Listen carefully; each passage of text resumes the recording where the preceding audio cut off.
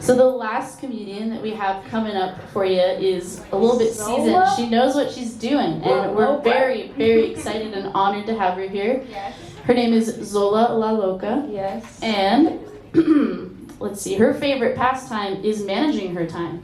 And that's impressive because I can't fucking do that. And she would tell 5-year-old Xola that she should stop trying to impress people she doesn't like. Love that. So give it up for Xola La Loca. Give her lots of love.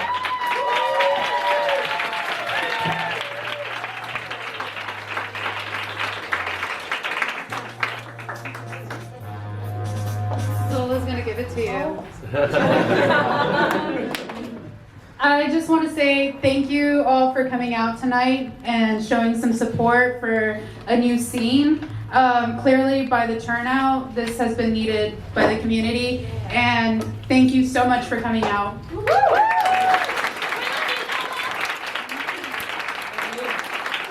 I love you, and I love you, and I love you, and you. But also, thank you for taking some time out of the busy holiday season. You know, the holidays can be so crazy, and if any of you have ever worked in customer service, you know that to be especially true. Like, it's Thanksgiving Day, and there's people running around, and they're trying to get their stuff in, and their potatoes, and they're just losing their minds. They're acting like their family is going to hate them if dinner isn't just right. It's like, relax, okay? Your family already hates you. And it's because you're the kind of person who buys Thanksgiving dinner on Thanksgiving Day. No amount of stuffing is going to remedy that. I am celebrating a break. My semester's over. I'm going to school and I'm getting my conservative arts degree. Now, if you've never heard of the conservative arts degree, or if you're not familiar with that body of study, that's where we examine famous classical nudes, and then we put pasties on them. Free the nipple? Not on my watch. So there's something that a lot of people don't know about me. It's that I lived undocumented for 21 years. Living undocumented is as awful as you can imagine it to be. It's isolating, it's scary, people are fucking mean for no reason. And I got called a lot of terrible things. I got called a bad hombre. Now look at me. I'm not a bad hombre. I've had a bad hombre. But I'm not a bad hombre. I got called an invader. All right, Zim. I got called an illegal alien. How dehumanizing to be called an alien. So you can imagine my surprise when my application to the Illuminati was denied. I guess I'm not the kind of alien they're looking for. But I was thinking about it, I was doing some soul searching, and I thought to myself, what is as difficult as living undocumented? You know, it's a hellish nightmare, but what can compare to the difficulties of being an undocumented person? And that's trying to get my eyebrows to match. Shit. Anybody in here who styles their eyebrows knows that we are just one hair away from total fucking disaster. You're in the mirror, you're like, oh my god. Where you know you're looking real fucked up for a couple of weeks there. We are one hair away from losing it all. And it's because having good eyebrows is important. You can't trust people with bad eyebrows. People with bad eyebrows ruin lives. So be safe out there. You know, there's not a lot of bad vibes at work lately. Just some bad energy. So what I think I'm gonna do is I'm gonna get my crystals, grab my singing bowl, and get some sage, and burn the place down.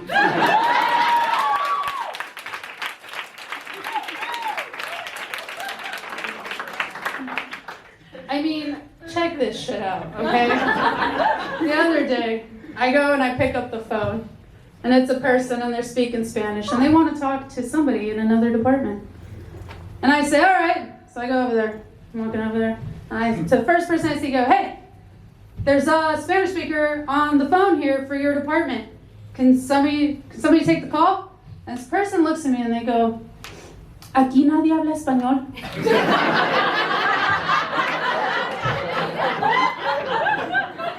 Jesus, like I've had people lie to my face before, but never like that. And I get it. Fucking, on any given day, admitting that I speak Spanish could be the biggest mistake I make that day. If you admit to speaking Spanish to the wrong person, before you know it, you'll be planning out their week's vacation itinerary, answering emails from old relatives, and deciphering government documents. Because people take advantage of the courtesy. So that's why anytime somebody comes up to me and they go, ¿Hablas español? I size them up. I look them over. And if I don't like what I see, I just look back at them and I say, aquí nadie habla español.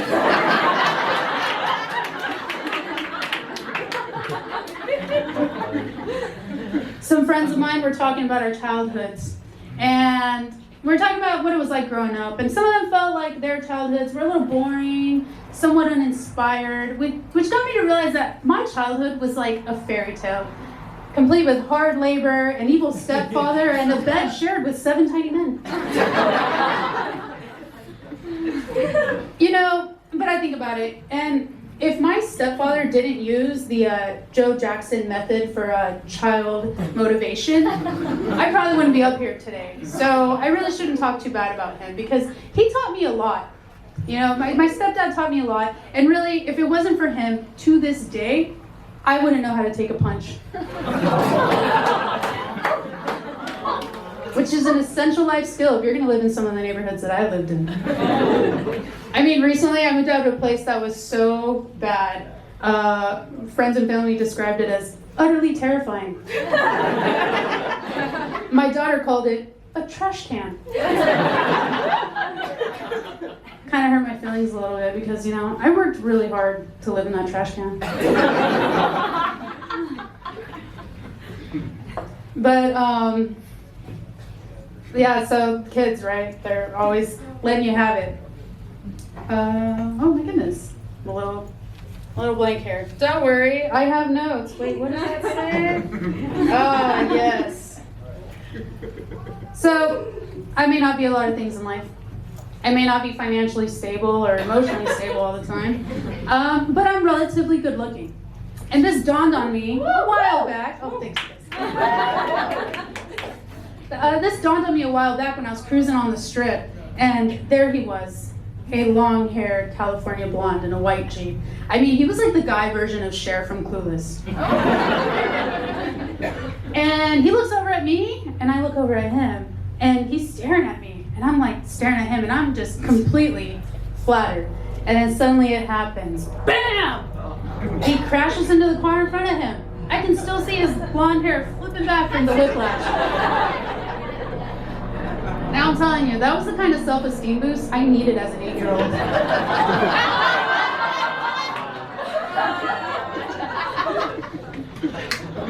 I got bullied a lot growing up. You know what I mean? I got called fat. I got called ugly. I got called lazy. And one day I said, you know what? I'm going to fucking stand up for myself. I've had it with this shit. I'm growing up. I need to take charge. So I looked at my bully and I said, hey, you can't fucking talk to me like this anymore. Now get the fuck out of my room, Mom.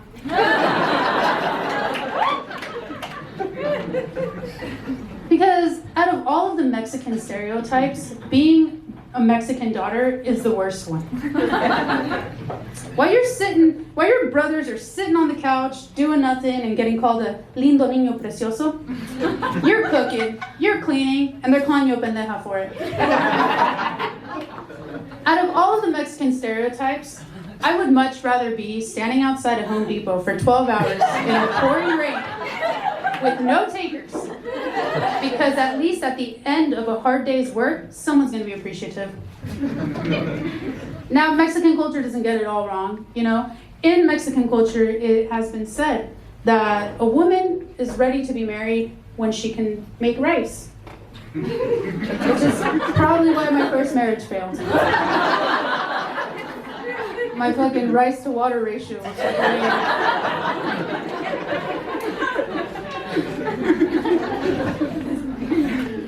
As I'm getting older, I'm finding out a lot of things about myself. I'm finding out that I'm easily manipulated by the people I love. Just ask my boyfriend and our new girlfriend.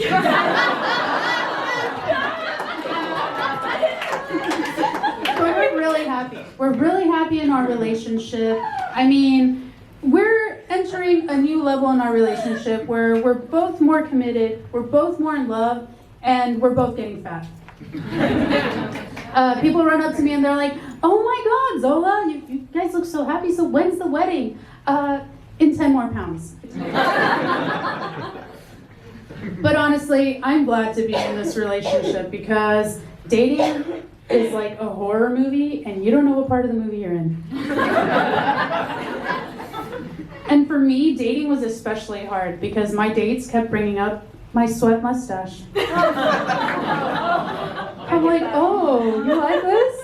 Do you like this?" I turned the heater up before I got here, so it really shine for you. I mean, if you like this, you're gonna love my sweaty butt crack.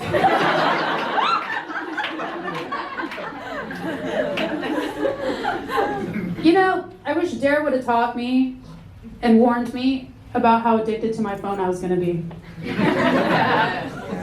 The cruel irony in that is that I'm also terrified of my phone and anytime it rings. An unknown number at 8 a.m.? Who the fuck do I owe money to? Oh my God. Luckily, it's just my car's warranty expired. But I use my phone for everything. I use my phone for absolutely everything, and in my never-ending quest to fight the patriarchy, I turned my Siri into a man.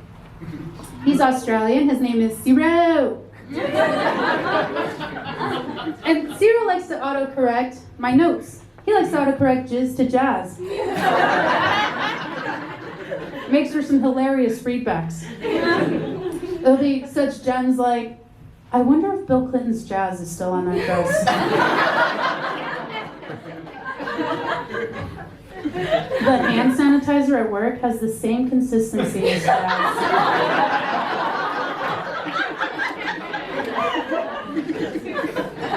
I heard that after they were done, there was just jazz everywhere. And having my Siri sound like a guy is cool and all, but I wish my Siri sounded like an older Hispanic woman who spoke English as a second language. I can hear it now. "Siri, give me directions." And it's like, "Okay, up at the next light, échale una left." And then when I pass my turn, I'll be like, "I said a left, pendeja." I'm like, "Siri, take a note. ¿Qué estás pensando? ¿Que soy tu maid?" And I guess the reason why I want my Siri to sound like an older Hispanic woman is because I really miss my mom. It's been 9 years since I've seen her. And no, she's not dead, she's just deported. It's okay. I do feel a little responsible for that sometimes, though. You know, I feel like I had a part to play in that. You know, all those years I spent praying to God that she would go away and just leave me alone, I underestimated God's commitment to keeping me happy. And they say prayer doesn't work. So I know a thing or two about God, but I don't know much about Catholic guilt, and I feel really bad about that. The other day, I was driving my daughter to Mass, and we were discussing the theory of evolution.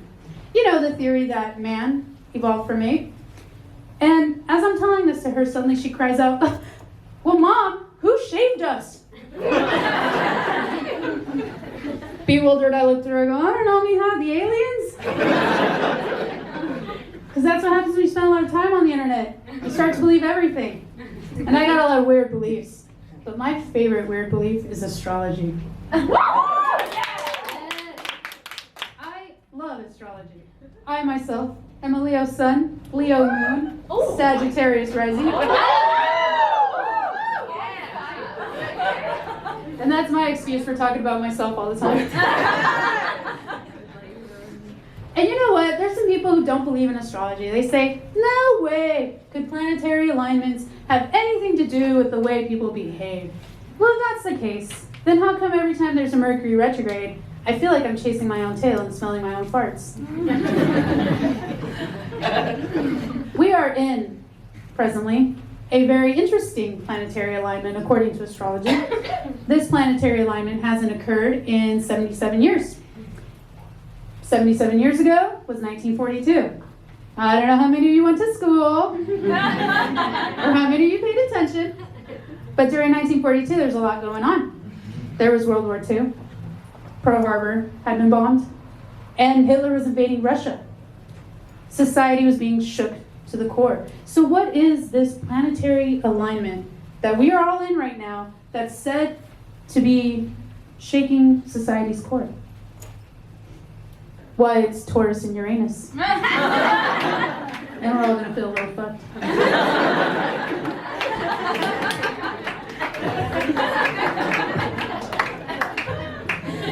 I have a lot of luxuries that I can't afford, like children and pets. I'm so poor. But, you know, my cat Bambi, take my cat Bambi for example, he hasn't been doing so well health-wise lately. And I mean, just this morning, I slipped and fell in a pile of puke. It was horrible. So I was thinking to myself, I'm like, I think it's time to do the right thing. I think it's time to put Bambi down and send him off to the Rainbow Bridge. Except I'm too broke to have him properly killed. So I'm just gonna run him over in the parking lot.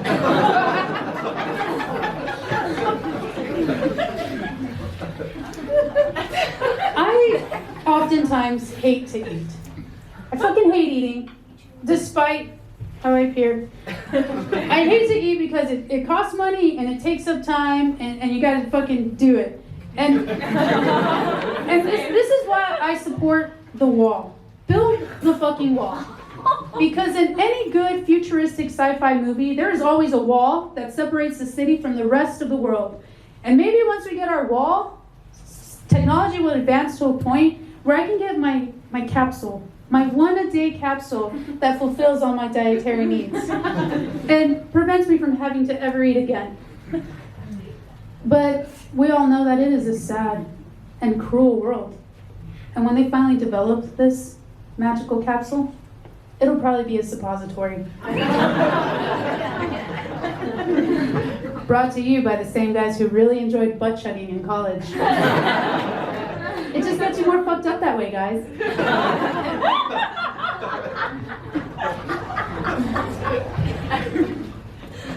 The other day, in hopes of making men more interesting, I took a male enhancement supplement. I was disappointed. Speaking of men, like many other men, Father Time has snuck up on me. My sweat mustache is starting to gray. I keep finding Werther's Originals in my belongings.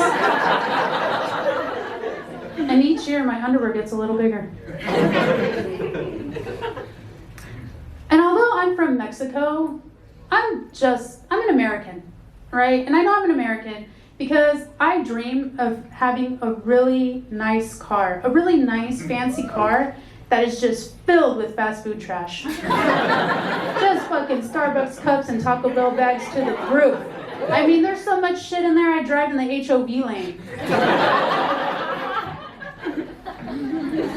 And like most Americans, I am a little fascinated by murderers. You know, Charles Manson, Adolf Hitler, Clyde Barrow. These three guys wanted to be artists. They wanted to be painters and musicians. They ended up not doing that. Which gets me thinking, you know, like, if this whole comedy thing doesn't work out for me, I'm gonna have to kill all of you. So clap hard if you want to live.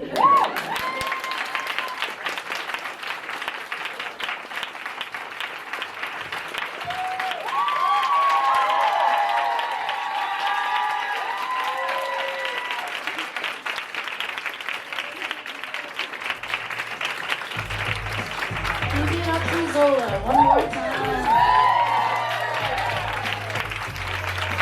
Gotta say, I'm quite surprised at how many of you still have the will to live. That's fucking incredible. You guys fought really hard. That's an achievement in itself.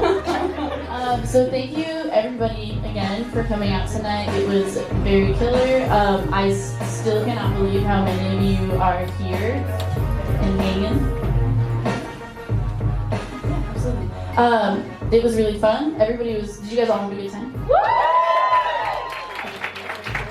I'd like to take a second to invite all of the comics back up on stage for a second. Woo!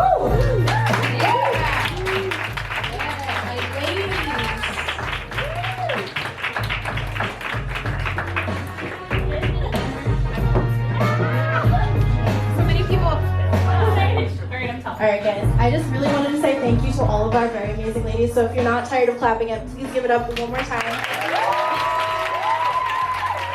Also, thank you so much to our amazing MCs, Kimberly and Tyler did such an amazing job.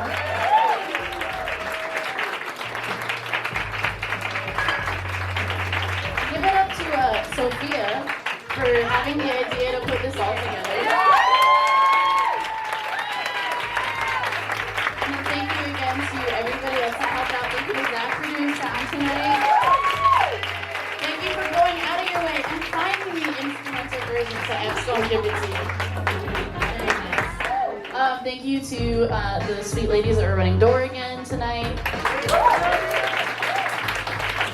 And the biggest participators of all of you for showing up.